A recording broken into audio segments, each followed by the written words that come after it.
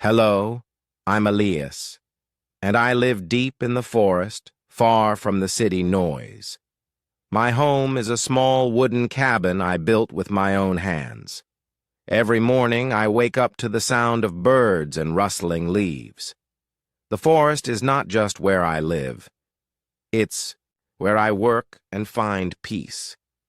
I've been here for over 10 years, surrounded by trees and silence. I live simply, with no electricity, and only a fireplace to stay warm. There's something sacred about chopping wood under a rising sun. Each tree I fell is chosen with care and gratitude, never rushed. The forest provides, and I make sure to give back with respect. This life may seem lonely to some, but to me it's everything. The mornings are always quiet here, broken only by the sound of birds. I put on my flannel shirt, lace my boots, and pick up my axe.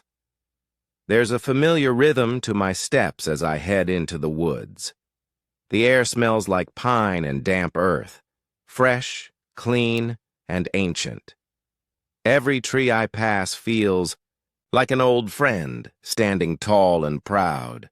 I don't cut them all, just the ones that are ready to fall. Some are diseased, others are old and blocking young saplings. My job is to help the forest breathe, grow, and stay in balance.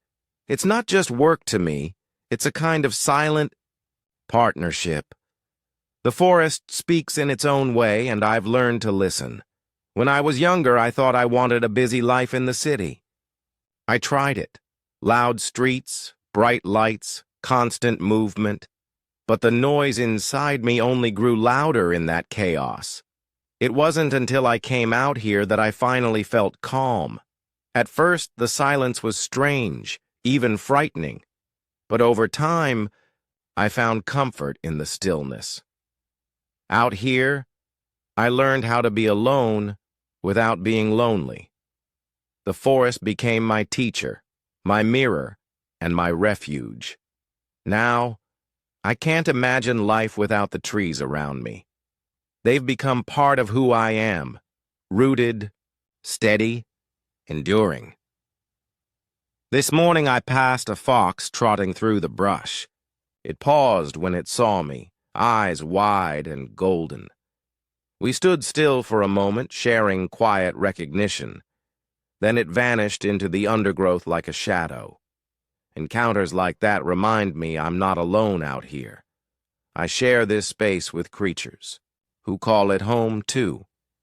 Sometimes I see deer at the stream, or hawks overhead. At night, the owls hoot and the wolves howl in the distance. Nature has its own music, if you know how to hear it. And after all these years, I've become fluent in its sound. By the time the sun is high, I've already felled 2 trees. Each one is handled with care, stripped and stacked. I use what I need for firewood and sell the rest in town.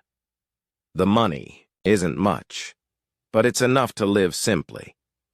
I keep a journal of each tree I cut, noting the date and reason. This is my way of staying accountable to the land. No one checks, but I hold myself to a quiet code. There's dignity in doing things the right way, even unseen. It's part of the respect I owe to the forest that shelters me. Some things shouldn't be rushed or taken for granted. There are times when the work feels heavy and endless, especially in winter, when the cold bites through my gloves. But even then, I find beauty in the struggle. Snow covering the branches, icicles hanging like crystals. The fire in the cabin becomes my reward at day's end. There's nothing like sitting near the flames with a hot mug. The ache in my arms feels like proof of honest labor. And in that warmth, I often find the deepest peace. I never dreamed such a simple life could feel so full. But here, every moment feels like it belongs. Sometimes I write letters to no one, just to get thoughts out. I leave them in a box inside my cabin, never sending them. They're like conversations with the forest or with myself. Thoughts about time, loss, purpose, and gratitude. Being alone makes you look inward, deeper than before. I've faced my fears out here of failure, of death, of silence, and somehow the woods have softened those fears, not by giving answers, but by showing how life goes on. Even in storms, the forest bends, breaks, and grows again. I think I've learned to do the same. I keep a photo of my father on the cabin wall. He was the first one who taught me to split wood. I still remember his hands, strong, rough, steady. He worked hard his whole life and asked for little. When he died, I took his old axe and disappeared here. It felt like the only place that made sense anymore. I think he would have understood, maybe even joined me. Sometimes I speak to him when I'm alone by the fire. I tell him what I did that day, or how the trees looked. And in those moments, I feel like he's listening. The cabin creaks when the wind picks up at night. Sometimes I wake to branches tapping on the windows. I get up, stoke the fire, and sit wrapped in a blanket. Outside, the forest moves like it's breathing in the dark. The stars are brighter here than anywhere I've seen. They feel close enough to touch, like sparks on velvet. Nights like that, I feel small, but not in a bad way. I feel like I belong to something bigger, something true. The forest, the stars, the silence, they all remind me. I'm not lost out here. I'm exactly where I'm meant to be. There's a stream about half a mile from my cabin. I walk there every day to collect water in metal cans. In summer, I fish there and watch dragonflies hover. In winter, I break the ice and scoop it in silence. The water is clean, cold, and tastes like stone and rain. Sometimes I sit on the bank and watch the ripples move. It's a place where thoughts settle and worries dissolve. No one else knows it's there. It's mine and the forest's.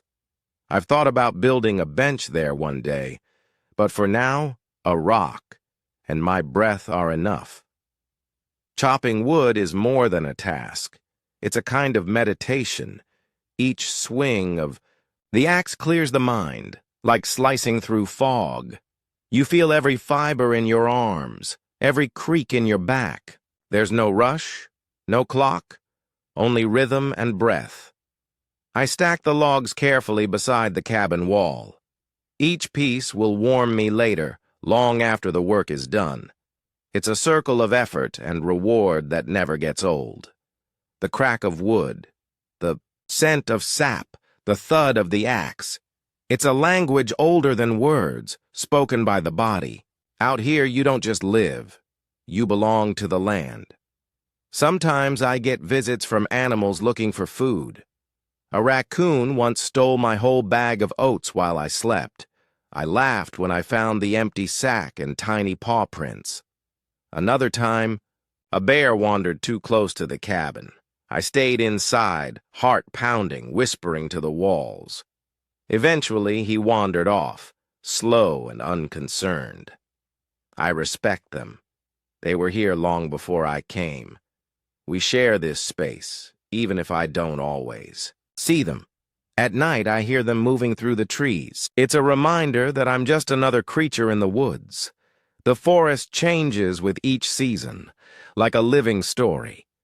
Spring brings soft green leaves and birdsong at dawn. Summer hums with bees and the buzz of heat. In fall, the trees flame. Golden red, then drop their leaves.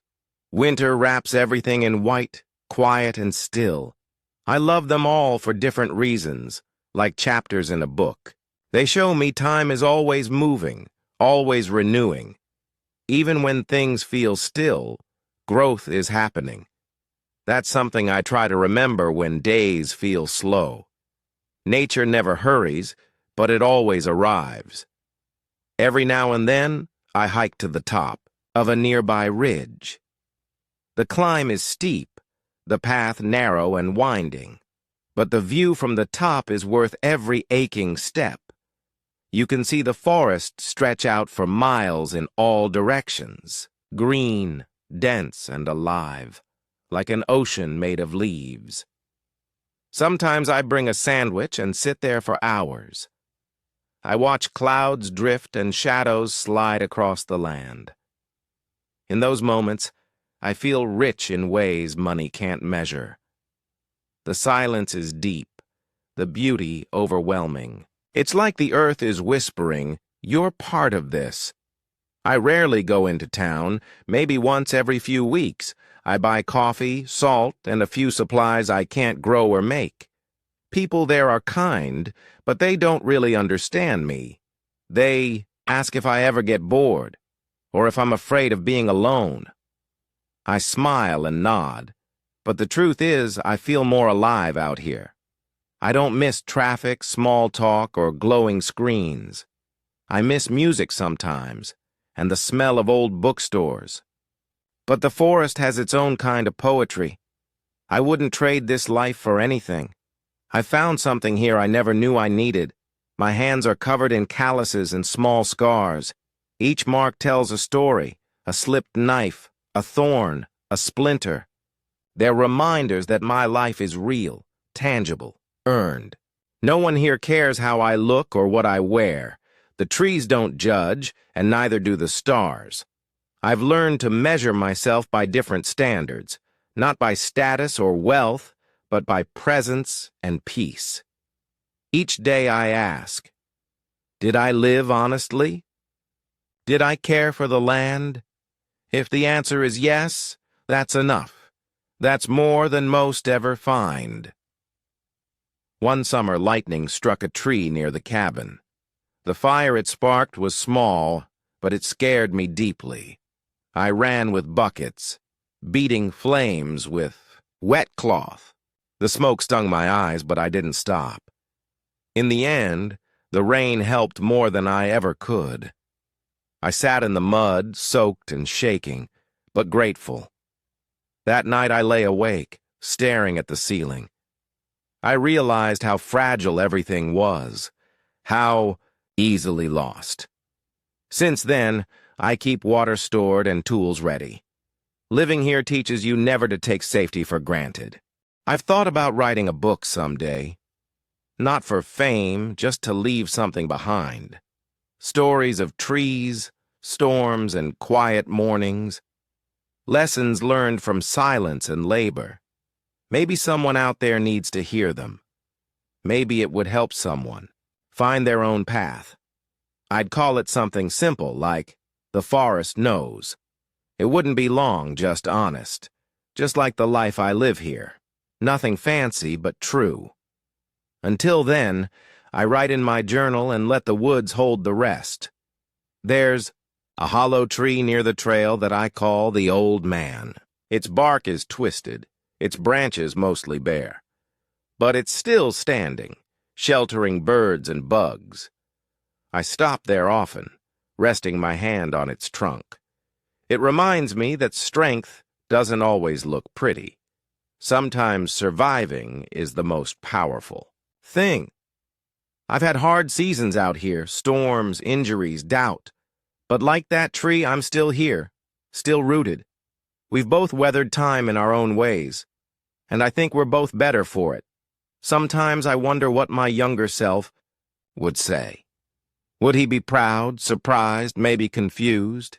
He used to chase dreams in office towers and crowded streets. He thought success was loud, shiny, and fast. Now, I chase sunlight through trees and the smell of rain. I think he'd laugh at first, then grow quiet. Then he'd sit beside me and listen to the forest. And maybe, just maybe, he'd understand that all along, this is what he was really looking for. A life that feels like coming home. The mornings are my favorite part of the day. Mist hangs low over the ground like a quiet dream. Birdsong begins slowly, then grows into a full chorus. I make coffee over the fire and sit on the porch. The mug warms my hands as I watch the forest wake. Rays of sunlight pierce through the trees like golden fingers. Everything feels soft, unhurried, and full of possibility. It's in these moments I feel most connected to life. No emails, no deadlines, just breath, warmth, and peace. I wish more people could start their days this way. In the afternoons, I tend to my small garden. Tomatoes, carrots, onions, and herbs grow in rows. Each one started as a tiny seed in my palm. Watching them grow reminds me that patience pays off. The soil under my nails feels like a badge of honor. I talk to the plants sometimes, thanking them for their effort. They don't answer, but I swear they listen. Gardening taught me to slow down and trust the process. Everything takes time, and that's okay. Growth, after all, is quiet but steady. I built a bench by the riverbank last fall. It's simple, made from old planks and stones. I go there when my thoughts feel too loud. The water's flow calms something deep inside me. Sometimes I throw pebbles and watch the ripples. Other times I just sit and listen to the current. I've seen deer drink here, unaware of my presence. It feels like a sacred place, untouched and timeless. If the forest has a heart, I think it beats here. And when I leave, I always feel lighter. I once found a broken bird beneath a tree. Its wing was twisted, its eyes full of fear. I carried it home, made a little box with straw, fed it crumbs and water, kept it safe and warm. After a few days, it began to flutter again. Then one morning, it simply flew away. I stood in awe as it vanished into the trees. It reminded me how healing can be quiet, unseen, and how sometimes all we need is time and care. That little bird taught me more than any book. The nights here can be both beautiful and lonely. The stars stretch endlessly above my roof. I lay on my cot and listen to the forest breathe. Crickets chirp, branches creak, owls call from afar. Sometimes I light a candle and write in my journal. Other times I just stare into the fire and think. The silence isn't empty, it's full of memory and meaning. Still, I do miss voices, laughter, shared meals. But solitude isn't the same as sadness. It's just a different kind of company. One winter, snow trapped me in for 3 days. I couldn't open the door without digging first. The cold was fierce, but the quiet was deeper. I burned extra wood and wrapped myself in blankets, cooked soups from stored vegetables and dried beans. Outside, the world was a silent sea of white. Not even the birds dared to move in that chill. But inside, I felt strangely content and safe. Sometimes hardship brings unexpected peace. That storm taught me to respect nature's power. I learned to fix things because I had no choice. Broken chairs, leaking roof, dull knives, I handle it all. At first I fumbled, made mistakes, felt frustrated. But now I enjoy the challenge of solving problems.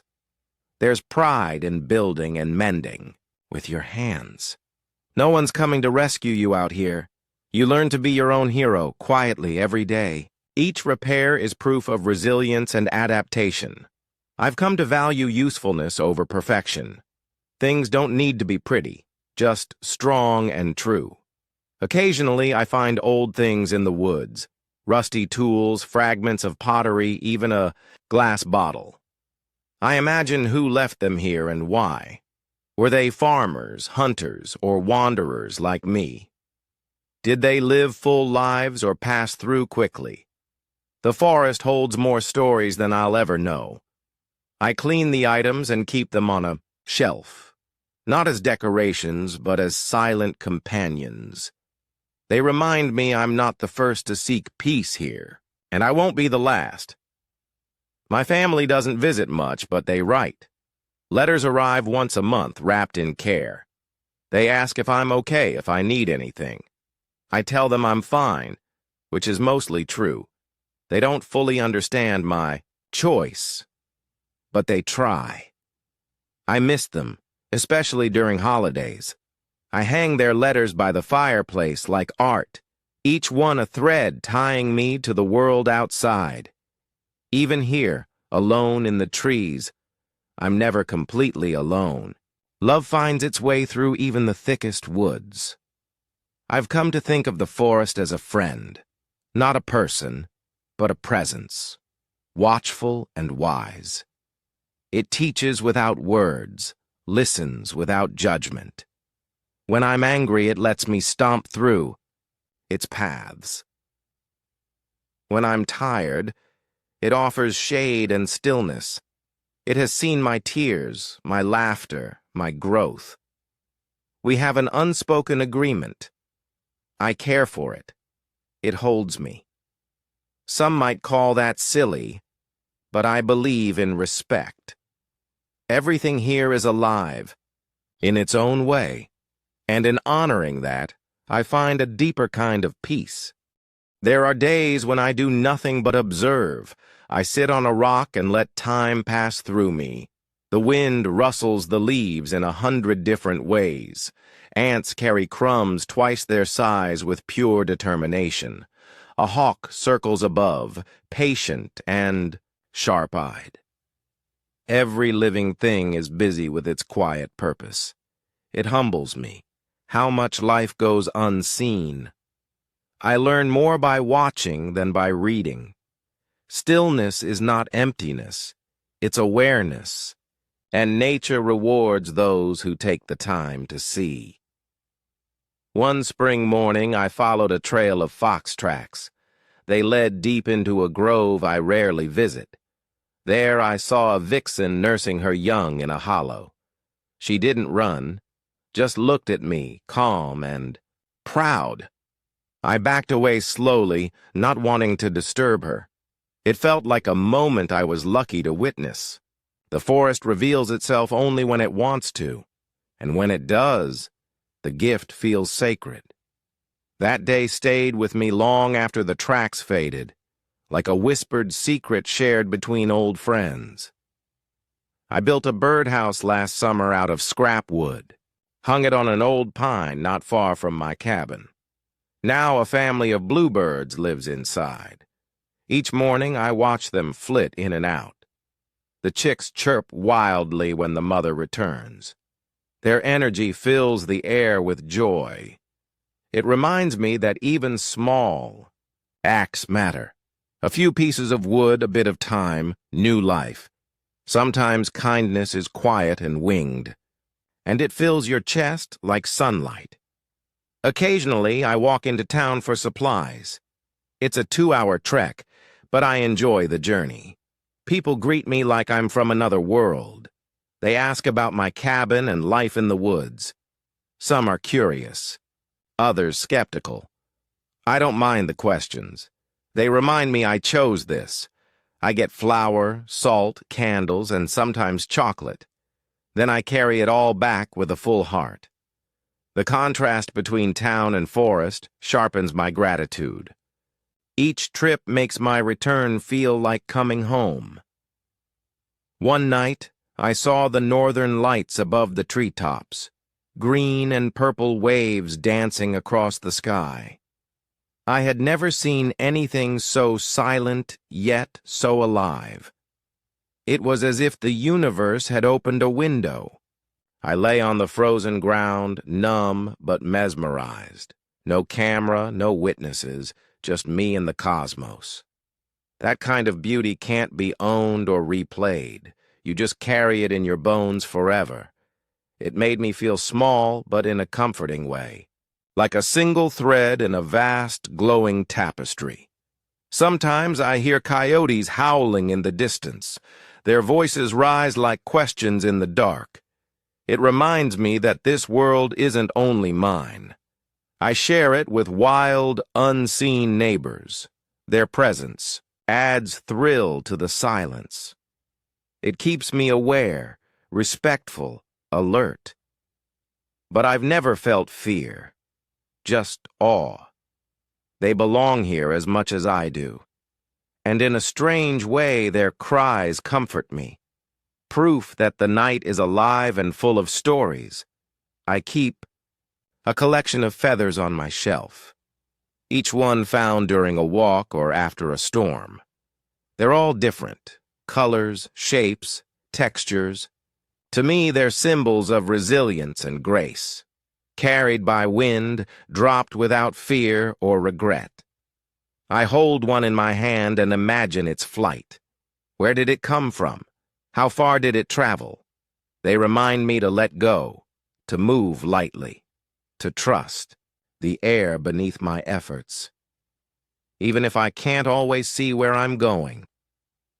Rainy days are quiet blessings here. The roof ticks gently, a steady lullaby. I read old books or mend torn clothes.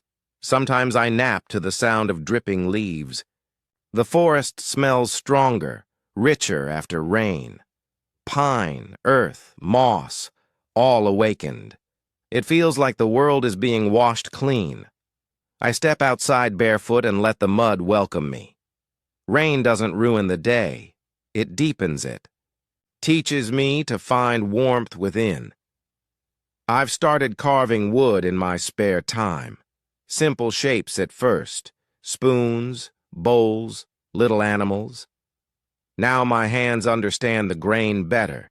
Each piece holds a story waiting to be revealed. It's like listening, with a knife instead of ears. Sometimes the wood surprises me with what it becomes. Carving slows my thoughts, focuses my breath. It gives me a way to leave a mark without shouting. I sign each piece with a tiny pine tree, a quiet symbol of the life I've chosen. I found an old journal in the cabin's attic. Belonged to someone who lived here decades ago. Their handwriting was shaky but warm. They wrote about fishing, grief, love, and storms. Reading their words felt like time folding in on itself, like meeting a kindred spirit across years. We both sought the same kind of stillness. Their stories gave me comfort and perspective. I added my own pages to the back of the book. Now it holds 2 lives woven into one. Sometimes I wonder how long I'll stay out here. If this is a chapter or the whole story. There's peace in the routine, but also questions. Will I grow old among these trees? Will someone find this cabin decades from now? Maybe they'll read my journal and smile. Maybe they'll hear echoes of their own search. Or maybe they'll just enjoy the quiet like I do. Either way, I like the idea of passing something on, even if it's just silence and shelter. Autumn turns the forest into fire and gold. Leaves drift like slow rain, soft and steady. I walk for hours through glowing trails. The air smells like smoke, apples, and memory. Squirrels rush to prepare. Birds begin to vanish. Change is everywhere, yet it feels gentle. I rake leaves into piles and jump in for fun. It's silly, but joy doesn't need a reason. The season teaches me to let go beautifully, to fall with grace, not fear. I once met a traveler who lost their way. They stumbled into my clearing, cold and tired. I gave them tea and a place to rest. We talked until midnight about dreams and detours. They left in the morning with thanks and a map. I never saw them again, but I think of them. How paths cross, briefly, but leave a mark. Sometimes kindness is the only map we need. That encounter reminded me of the world beyond and the quiet strength of human connection. I've started naming the animals I see often. There's a fox I call Ember, quick and bright-eyed. A bear I named Fern, slow and wise-looking. A crow I call Ink, always watching from above. It's probably foolish, but it makes me feel closer, as if we share this land like old neighbors. They don't come near, but they don't run either. We've learned to exist beside one another. It's a kind of trust built over seasons, and it means more to me than words can say. Snow arrives slowly at first, like a secret. A flake here, a dusting there, then silence. Soon the world turns white and quiet. I chop more wood, seal the windows tight. The forest sleeps beneath its frozen blanket. I walk carefully, listening to the crunch below. Breath turns to mist, cheeks to fire. But there's beauty in the stillness of snow.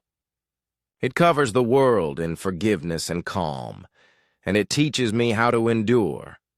My hands have become rough and strong, calluses where smoothness used to be. They tell a story of tools and time, of mistakes, mending, building, beginning again. I look at them and feel proud, not worn. They've held axes, seeds, cups of warm tea. They've learned patience, steadiness, care. These hands have shaped a life from silence. And they keep teaching me what strength really means. Not force, but intention.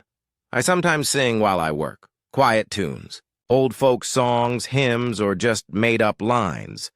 The trees don't mind if I'm off-key. In fact, I think they like it when I sing. My voice bounces off bark and flows through branches. It makes the chores feel lighter, almost joyful. Music, like laughter, survives even in solitude. It fills the air with warmth you can't see. Out here, a song is a way to say, I'm here, and that's enough. There's an old stump I sit on to watch sunsets. The sky turns orange, pink, then deep blue. Light dances on the treetops like farewell kisses. I stay until the last beam disappears. It reminds me that endings can be soft, that even the sun bows out gently. I think of people I've lost, things I've let go, and feel their presence in the changing sky. Out here, grief becomes part of the landscape. Not heavy, just quietly folded into the horizon. Once I carved a walking stick from birch wood. It has knots and curves just like life. I take it with me on long hikes. It's more than support, it's company. Each scratch on it marks a story. A slip, a climb, a brave new turn. I never thought a stick could mean so much. But it holds years of steps and thoughts, like a journal carved in silence. It walks beside me, always steady. On some nights, I dream of cities, of noise, lights, and crowded streets, of fast food, subway trains, and tall buildings. I wake up, feeling both nostalgic and relieved. I loved parts of that life once, but I don't miss the pace, the pressure. Out here, my dreams breathe better. They come slower, kinder, deeper. The forest changed what I need from the world, and what I need from myself.